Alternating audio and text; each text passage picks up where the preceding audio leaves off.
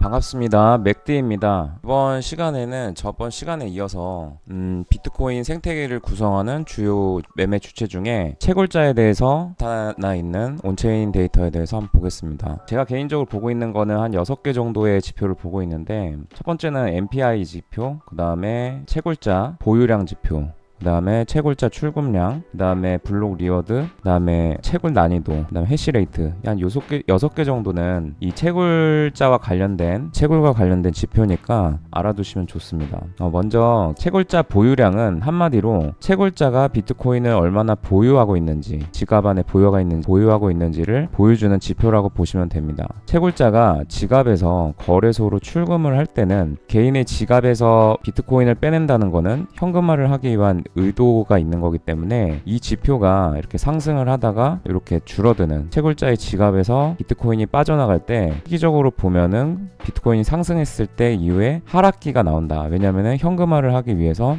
개인 지갑에 있던 비트코인을 빼냈기 때문에. 그래서 바닥권에서 비트코인이 계속 그 지갑에서 쌓이고 있다면은, 이런 다이버가 나온다면 되려 그거는 앞으로 비트코인의 상승을 예견해 볼 수 있는 지표로 활용해 볼 수 있다는 거죠. 그리고 두 번째는 채굴자 출금량인데, 아까도 이거와 비슷한 연계에서 생각을 해보면은 채굴자의 지갑에서 비트코인이 얼마나 나갔는지 그 수량을 보여주는 지표입니다. 그래서 여기도 마찬가지로 21년도 11월 때 일단은 채굴자들은 이미 수익을 실현한 것으로 보이고, 물론 가격상에서 상승은 했지만 결국 추가적인 상승을 하지 못하고 이렇게 하락하는 모습을 볼 수가 있습니다. 이렇게 볼 수 있고, 그 다음에 블록 리워드인데, 이거는 뭐냐면은 우리들이 비트코인이 4년마다 반감기 사이클이 있다는 거를 알 수가 있습니다. 그래서 이 지표를 좀 더 자세하게 보면은, 비트코인이 처음 만들어진 2009년부터 해서 지금까지 3번의 반감기가 있었다. 그래서 채굴 보상에 대한 부분이 4년마다 이렇게 반감되는 모습을 볼 수가 있다. 그래서 지금 마지막 반감기가 20년도 5월 달에 이렇게 반감기가 있었고, 이렇게 비트코인이 그 이후에 상승했다가 지금은 반감기가 한 1년 반 정도 그렇게 진행이 된 거죠.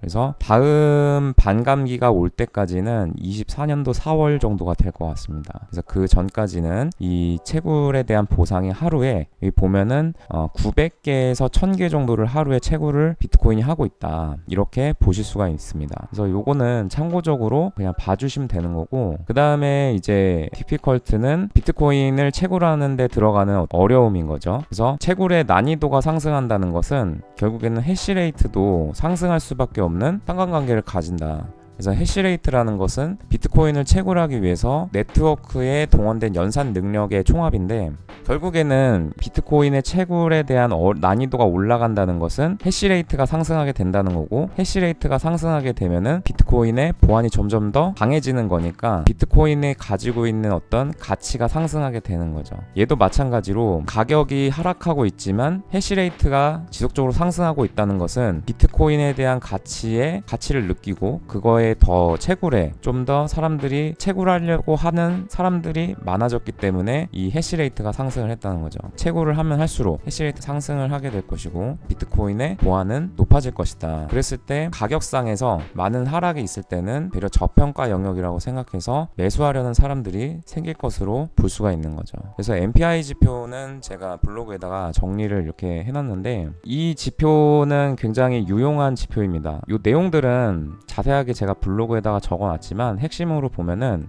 자, MPI 지표를 이렇게 켰는데, 이 MPI 지표는 뭐냐면은 이 계산식이 채굴자들이 최근 1년 동안의 출금량 대비해서, 채굴자들의 1년 동안에 평균적으로 출금한 양 대비해서 당일의 채굴량이 얼마나 되는가, 그러니까 평균치가 있었는데 거기서 평균치를 웃도는 갑자기 어떤 큰 출금량이 나타나게 되면은 이 지표에서는 삐죽삐죽 이제 지표가 상승을 하게 되는 거죠. 그래서 대체로 보면은 지금 로그 차트로 띄었습니다. 그래서 채굴자 포지션 지표에서 이 값이 2 이상으로 넘어가는 때가 나타나면 채굴자들이 개인 지갑에서 거래소로 대량의 비트코인을 전송했다. 근데 마침 비트코인의 가격이 많이 상승한 시기라면은 채굴자들이 현금화하려는 움직임이기 때문에 고점일 가능성이 높다라는 거죠. 그래서 여기도 보면은 11년도 때도 그랬고 13년도 때도 채굴자들은 이때 팔고서 나간 걸로 보이고, 이거 올린 거는 개인들이 사서 올린 것 같습니다. 자, 그 다음에 또 요때 시기로 보면은 고점권에서 이렇게 팔고 나오면 추가적인 오버슈팅이 나와도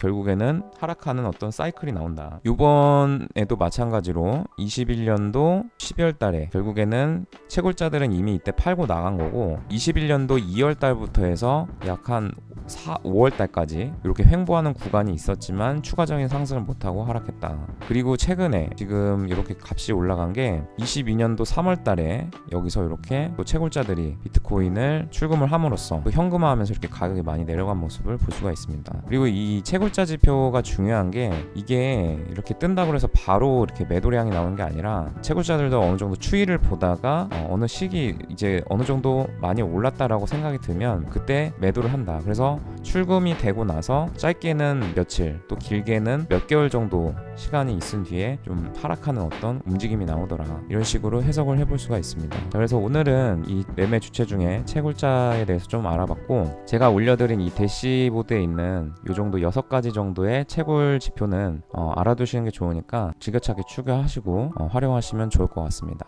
감사합니다.